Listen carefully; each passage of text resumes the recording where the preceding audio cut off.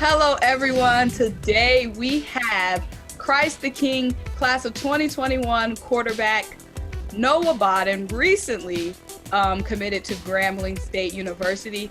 Also, we have beside him Coach Eugene, offensive coordinator at Christ the King, and also former FCS standout at Grambling State University. He was keeping the quarterback seat warm for Noah, who has now committed to Grambling. Thank you guys both for taking the time to talk to me today. Thank you for having me. So Noah, I'm gonna start with you. You visited a couple of other schools during your recruitment process. Were you ever seriously considering any of those other programs? And if so, what made you ultimately choose to head down south to Grambling? I was considering a lot of the other schools. Grambling came along pretty late. What made them stand out over all the others is the fact that, of course, my alma mater, Coach Bruce, went there and he broke all the records. And if it would be great to go there and break all of his records. And on top of that, it's not a matter of who you want; it's a matter of who wants you. That's a fact. So yeah, of course, you want to keep your options open, Coach. Eugene, you've set some pretty sturdy records. If anybody, like you said, could, surpass you, it might be Noah, but, it's all friendly. Y'all gonna still be cool, even if he does break your records. Noah, where do you hope your Grambling football career takes you ultimately?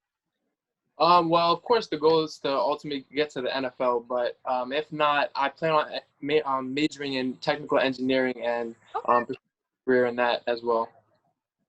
Okay, awesome. So, Coach Eugene, I have to ask you, of course, we already said you set the records that he is trying to break. What advice have you been given Noah along his recruitment process and as he, eventually heads on to Grambling? Pretty much like you said, it ain't about who you want, it's about who wants you. I've been through the process, and we all know that colleges can say one thing and then do something else. Noah's been fortunate enough to watch previous players from Christ the King get recruited, so he was able to see the process from the outside looking in with a couple of the former players. And when it came time for him to make the decision, it's pretty much been seamless. We talk about everything. Quasi kept. I was kind of pushing, another Power 5 school because I didn't think he was serious about going to a black college. But ultimately when he came down to it, this was a great fit for him. And deep down inside, I wanted him to go there, but I couldn't say it. So once he decided he said it, it was like, yes, now we got the protege going there. Let's go get it. Let's go get it. We love to hear it. So Coach Eugene, how do you think that the Grambling State program prepared you for the next level? And how do you think it's set to prepare Noah for the next level as well? Well, the caliber of coaches we had, I was fortunate enough to play for Doug Williams. Then I had Melvin Spears as offense coordinator and head coach. So, for me, having those guys around who had been through the process and, Coach Williams having been the first black head coach that won the Super Bowl, it was good to have that type of guy, in your corner speaking on your behalf. See, the good thing about Noah is, I feel like it's going to be great for him is now you have a person like myself, Doug, Shaq Harris, all of those former quarterbacks from Grambling that's been fortunate enough to make it to the next level that can now give him the insight and, pick up the phone and make a phone call for him regardless of his, if you have a stellar career or subpar career, you'll be able to get a phone call picked up for him to get an opportunity. That's definitely awesome, Noah. You got a lot of good guys in your corner.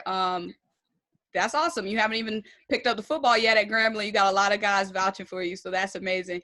Noah, every year, though, we see so many guys, so many top black college football talent get overlooked by the scouts. And unfortunately, we've definitely seen that recently at Grambling. Was that ever in your mind when you were committing to the SWAC? Well, not really. I mean, with the coronavirus and everything, it was kind of hard to visit a lot of these schools and go to the camps. And of course I couldn't visit schools like Grambling State like I would have wanted to, but I mean, I wasn't really thinking about it too much now. Okay. So Coach Eugene, lastly, I'm gonna wrap it up with you. We saw you follow Noah to Christ the King. Can we see you following him to Grambling, maybe picking up the clipboard over there? I don't know. We never know. You know what I'm saying?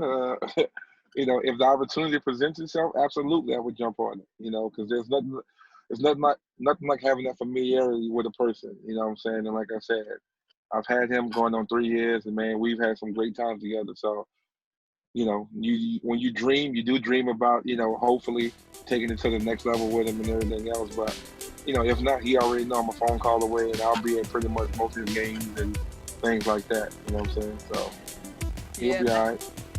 The one thing we always hear about Grambling is the family culture, and we can definitely see that on this call. So it was great talking to both of you. We're very excited to see what you guys do, what you do know on the next level, maybe what you do, Coach Eugene, if the opportunity for this itself. We'll see. Good luck to you both. Thank you so much for taking the time to talk. Thank you. Thank you, Simone.